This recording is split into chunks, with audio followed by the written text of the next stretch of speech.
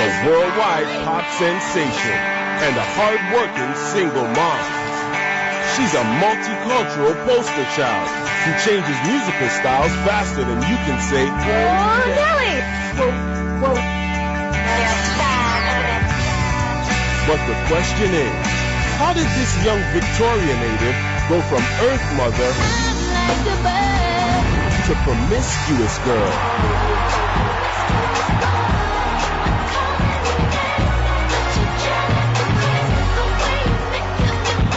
Nelly Furtado was born to be.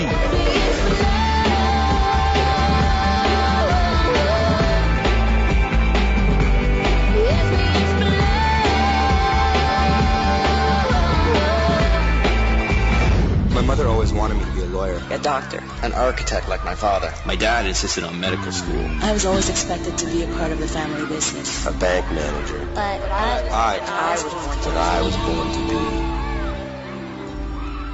if you want to know who I am, it's all in the show. Nelly Furtado! Nelly Furtado! Say what you want, it's Nelly Furtado!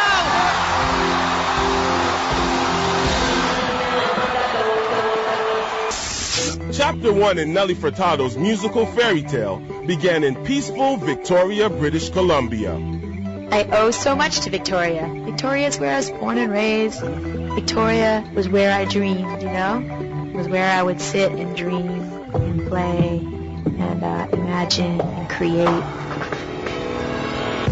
One of 3 children born to Portuguese parents, Nelly and her siblings were first-generation Canadians. We grew up with a very healthy love of the culture, do you know what I mean? A really nice balance between being Canadian and being Portuguese. There's this warmth and this love. I feel that same energy from Victoria. The teachers that taught me and encouraged me, the community I was a part of outside of school, and my Portuguese community and my friends, my family.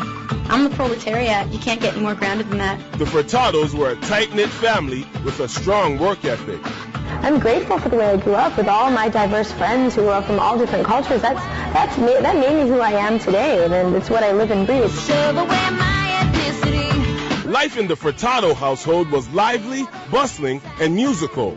I was singing in Portuguese, performing in Portuguese before English, so I always had like kind of folkloric, melodic sort of Portuguese music. I was around that too. At age 4, little Nelly made her singing debut in front of 300 people when she and her mom performed a duet at their local church on Portugal Day. The first time I stepped out onto a stage, it was in Portuguese. I sang a duet with my mother, and I knew at that moment that I'd be performing for thousands of people one day. It just was like a light bulb went off. I grew up learning a lot about my culture, my Portuguese heritage, and I kind of respected it a lot, and I really felt different and strong in my identity. When I was a little girl, I dreamt of being a Portuguese star.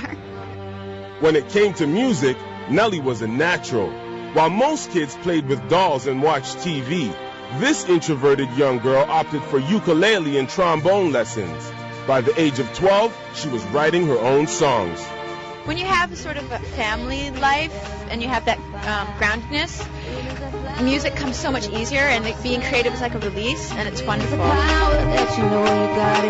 have a pretty good work ethic. Just in my blood, it's in my nature. The family's hard-working spirit rubbed off on the determined youngster. When Nelly wanted to earn extra cash to pay for her music lessons, she got a job working alongside her mother at the Robin Hood Motel. The dedicated teen took her job seriously, but used free time for jotting down song ideas on the back of laundry slips. Nelly's older siblings were influential tastemakers for the budding musician. They introduced her to hip-hop music, which eventually brought her into the heart of Victoria's burgeoning hip-hop scene. The young suburbanites would gather together for MC battles, and Nelly found early on that she could hold her own with the best of them. Oh, where'd she come from, this international daughter son? A West Coast living a West Coast life, and a Portuguese Steve, right? And Missy's the woman who always be cooking, so something fun else that to come there surviving from BC to T-Dot and all around the world. Come giddy up, back up to my girl. Not bad. Not too bad. The energetic teen was given props for her innovative Portuguese freestyle rhymes. The sick of a basic space, jump it around, never leave the last three of you, not to believe, those days on bench, that's us in the ways and lie. Was a march we weathered, weathers and storms, real and match, such fighting this suit, truly best justice, blow this kiss, I blow in the wind. Came out of nowhere, freestyling. Nelly TV. Let me tell you, see me on your TV. Well, if you're so low below it, why you watching? The songwriter side of me is very connected to that folkloric tradition of Portugal, the lyrical tradition. And then I have that other side, which is very North American, very enamored of beats and samplers and drum machines. Listen, I want just to prove I could walk beside you. Now that I've flown away, I see. In the summer of 1996, Nelly visited Toronto and quickly found the city's underground hip-hop scene. Hey yo, the planes be kicking it, cooling with the vibes. Sunflowers sitting on a rhythm you could ride. It was there that she met musician Talis Newkirk of rap group Planes of Fascination, and was later invited to contribute vocals to a track on their album, Join the Ranks. Back in Victoria, Nelly continued to juggle high school, work at the motel, and an ever-growing passion for music. Upon graduation, 17-year-old Nelly made the brave leap out of the nest and headed back to Toronto. So I moved to Toronto. 17, I moved to Toronto. And I got a job working at like an alarm company, just full-time. I was the youngest person in the office. It was very depressing. So I filtered my emotions through trip-hop music. And I started a trip-hop thing called Nelstar. Comprised of Nelly and her old friend Talis Newkirk, Nelstar promptly set about recording their material. Although Nelstar gave Nelly the opportunity to dive headfirst into her songwriting, she became lonely and isolated in her adopted city. The young musician longed for the comforts of home and soon made plans to return to Victoria. But before leaving, Nelly had made an imprint on the city of Toronto and unknowingly opened the door to her future. One fateful evening, while performing at an all-female talent showcase called Honey Jam, Gerald Eaton, lead singer of accomplished Canadian group The Philosopher Kings, spotted Nelly. Eaton was at the gig with King's manager Chris Smith when Nelly took the stage.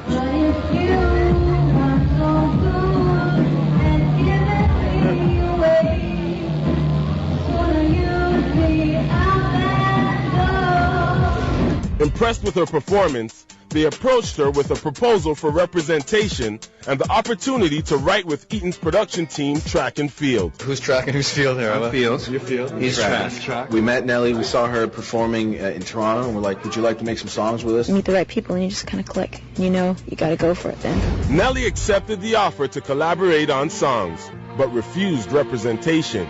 At age 18, Nelly knew she needed more time to sow her oats before making a commitment that might limit her creativity. Track and Field, comprised of Eaton and fellow band member Brian West, helped Nelly produce a demo before she left on a backpacking trip to Europe. Beautiful, that's for sure. We got the demo sounding good and people just gravitated towards it. After Europe, Nelly returned to Victoria with plans to begin creative writing courses at a local college. She wanted to write books. I mean, who reads books anymore? But Track and Field really wanted Nelly on their team. They saw something bigger for the pint-sized songstress and begged her to take another crack at working together. Nelly conceded and returned to Toronto for 2 weeks. We totally clicked and I knew I wanted to make my record and I was ready to make my first record and started chopping the demo tape. When Philosopher King's manager Chris Smith heard the songs, he was so smitten, he made Nelly a second offer for artist representation. And this time, Nelly accepted. It's damn scary, but I'm ready for it. I'm going to take it on. Smith made the vivacious singer a top priority on his impressive but otherwise male-dominated roster. You're beautiful, that's for sure. Almost immediately, Nelly's eclectic, multicultural approach to pop music generated label interest. Soon, record executives were clamoring for her attention. Record mogul David Geffen even went so far as to fly the down-to-earth artist to his LA mansion to pitch a contract proposal in person. Geffen's offer was impressive, but potentially overwhelming for a shy 21-year-old who wasn't interested in the trappings of fame. Because you realize when you're looking at the contract and the paper, holy shit, you know, I'm like, I'm entering into this thing, I'm becoming this product. I've never wanted that life where it's all about whoosh, this huge. I always just wanted to make music and gig. In 1999, Nelly accepted Geffen's offer and signed to DreamWorks. The material she wrote and co-produced with Track and Field was set to be released as a debut album in 2000. But the question on everyone's mind was, could the fiercely independent young woman handle the pressure of the international spotlight? I wonder what they're expecting. And would she be able to compete in a market dominated by bottle blondes who'd been groomed for stardom since they were in diapers? When we come back, Nelly makes the leap from the Canadian underground to the world stage. Watch as she sets out to show the planet another side of pop music when Born to Be continues. I remember the days when I was so eager to satisfy you and realize that I was just to prove I could walk beside you. Nelly Furtado is one of Canada's most cherished musical exports. I'm like a bird, I'll only fly away. I don't know where my soul is. I don't know where my home is. Her unbreakable spirit and natural-born passion for music and performance have proved to be a knockout combination in her rise to the top. My whole life, I guess music was my friend, my comfort really. Through playing instruments, performing, writing songs, music was always in my head. And so I guess when you're coming from that real place, it becomes really simple. And I see you standing there, wanting more from me, and all I can do is try. But when Nelly signed to DreamWorks in 1999, she faced an enormous amount of pressure to meet label expectations. The hype reached a fever pitch. It's a very major step when you say you want to be a professional artist. You know what I mean? You want to do it for real. And that's what Shit on the Radio is about, actually, one of my songs. It's about taking that step from doing music in the underground and independent and just kind of for self and just to be friends. And a step beyond that and taking it and going, no, I want to make music for everybody. I want to make music for the world. You like me till you heard my on the radio. Well, I hate to say, but I've been going solo. But the inexperienced songbird had never even had a backing band, and now was about to embark on a world tour to promote her very first record. I'm just totally flattered because you dream about stuff like this when you're a kid, and when it comes so quickly and it's just a dream. It's hard to kind of grasp it all. I wasn't kind of reared to be an entertainer, you know. I didn't go to tap dancing lessons when I was 5. I kind of was grown up to be like a musician and an artist and a writer and whatever I was. And so I kind of got thrown into this whole idea of having a band and having a show, and woo, all of a sudden you've got 6,000 people who bought a ticket just to see you. And it's like, wow, I wonder what they're expecting. Luckily for Nelly, her family and deep cultural roots kept her grounded during those early days and throughout her roller coaster ride to fame. Roll Nelly was released in October 2000, and although it only sold 6,000 copies in its first week, it gained momentum, eventually selling almost 6 million copies worldwide.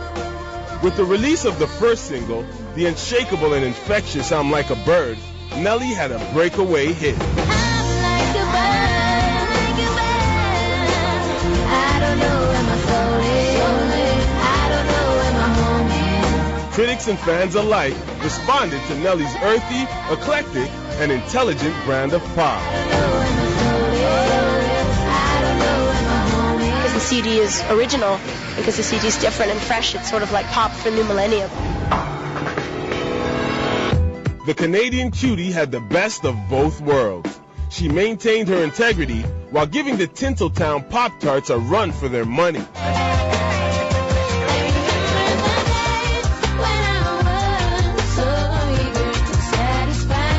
The next year was action-packed for the rising star.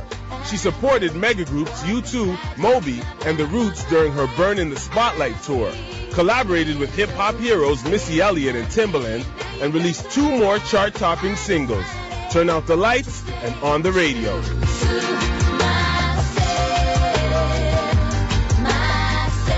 Nelly's fairy tale ascent continued in 2001 when she nabbed 4 Juno Awards, including Best New Solo Artist. In early 2002, Nelly was nominated for 4 Grammy Awards and walked away with Best Female Pop Vocal Performance.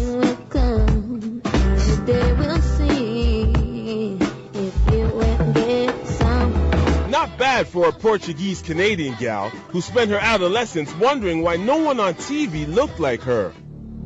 But even as Nelly's dreams were coming true, she was beginning to face the lonely at the top syndrome. When Nelly returned home from a grueling and exhilarating tour, she thought the much-needed rest and relaxation would come easily. But the newly crowned pop princess felt alienated and alone, comparing her overnight success to living in a bubble, making it difficult to communicate what she was going through to friends and family. Definitely the machine seems a little bigger than me at moments. Fearing she was losing perspective on what was important to her, Nelly took an extended hiatus, all but disappearing from the spotlight. By the time 2003 rolled around, pressure to produce a follow-up to Whoa Nelly was mounting. I can predict. I should start the headlines myself. Will Nelly be able to top her Whoa Nelly album? I don't want it to be better, though. I don't want my next album to be better than my last one. I want it to be the best I can do for this time in my life. Label executives were hungry for another hit, but Nelly just wasn't ready. During her time off, she reconnected with her Portuguese roots and her longtime love affair with Latin music.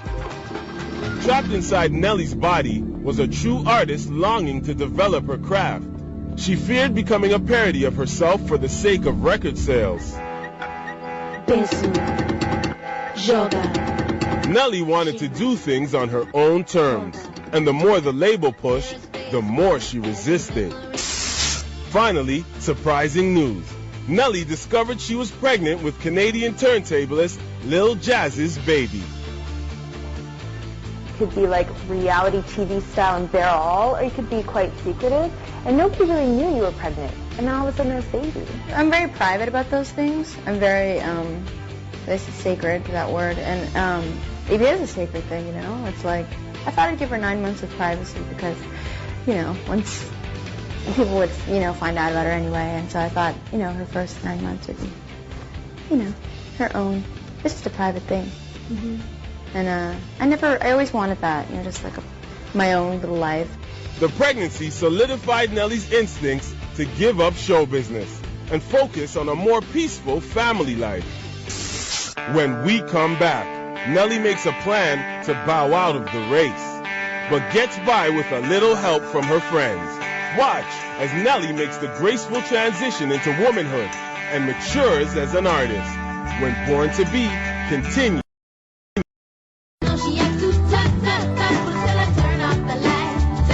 Nelly Furtado has carved out a niche in the world of pop music. She's won the respect of fans and critics across the globe for her custom blend of world beat, R&B, hip-hop, and Latin sounds. She's a woman who values knowledge, multiculturalism, and an open mind, traits that she credits to being a first-generation Canadian. But in her pursuit for truth and happiness, Nelly was coming up against some big obstacles. Namely, the burden of a follow-up to her massively successful debut album, Whoa Nelly. Pregnant and disillusioned, Nelly was making plans to return to school to study creative writing when her old pals and guardian angels, Gerald Eaton and Brian West, called her up. Sensing Nelly needed some support, the track and field production team persuaded her to join them in songwriting collaborations. They flew the expecting singer to LA, where they co-wrote and co-produced the material for Folklore in 12 weeks. Most of this record was recorded while I was pregnant, and it was amazing. It gave me this great mood. But before the album was released, another special delivery was made. Daughter Nevis was born on September 20th, 2003. I feel like I have a different emotional sensitivity that's really real now, and I like it a lot, and I'm excited about the future. Becoming a mom helped the singer rediscover her passion for life, love, and music. In late 2003, Nelly's sophomore album, Folklore, was released. The offering was a mature and insightful record that dug deep into Nelly's roots as a Portuguese Canadian. A single from the album, Powerless, Say What You Want, was written in response to a magazine's attempt to lighten her olive complexion and airbrush her body in a photograph. Paint my face in your magazines, make it look whiter than it seems. Paint me over with your dreams, shove away my ethnicity. But while many critics felt the album had twice the originality of the debut, sales fell short of Whoa Nelly. One of the reasons for the lag was the merger of DreamWorks and Geffen. The album simply got lost in the shuffle and suffered lack of promotion. The newly formed mega label also felt the record's folky vibe wasn't as commercially viable and neglected to give it the same amount of attention they did with the debut.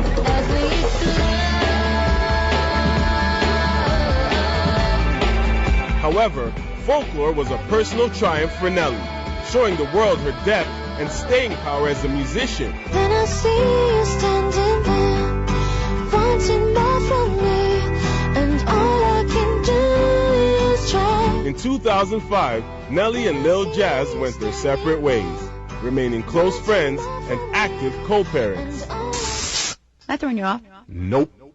Didn't think so.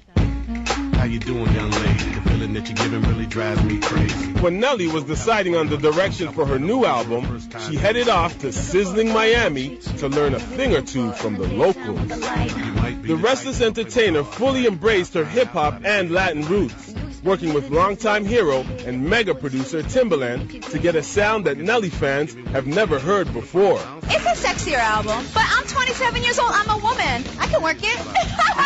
The result of the collaboration yielded the latest album, Loose, an about-face for the former Earth Mother. Although the critics' response to Nelly's new image has been mixed, the fans have spoken. Loose has taken the world by storm.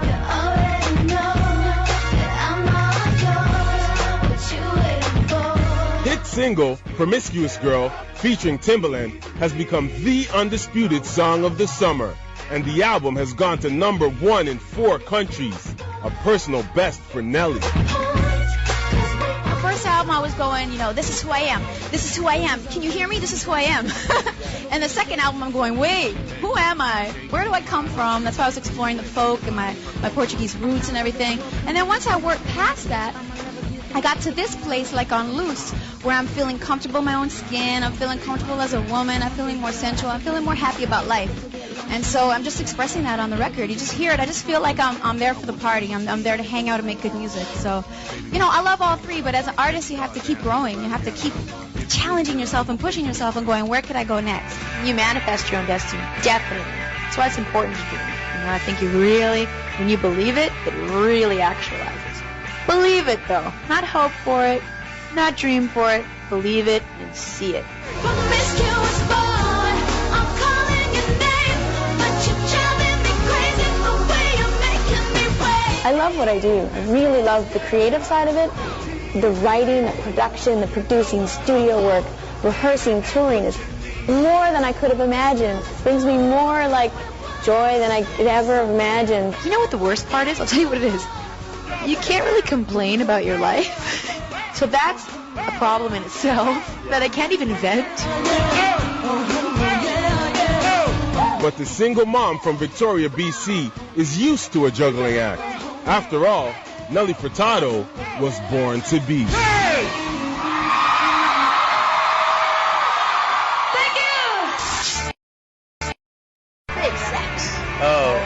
Oh, whoops, my parents are watching. Sorry. You can't do it. It's the first time I've had a professional security person. Success is feeling at the end of the day like you don't have any regrets. You did everything you had to do. You said everything you had to say.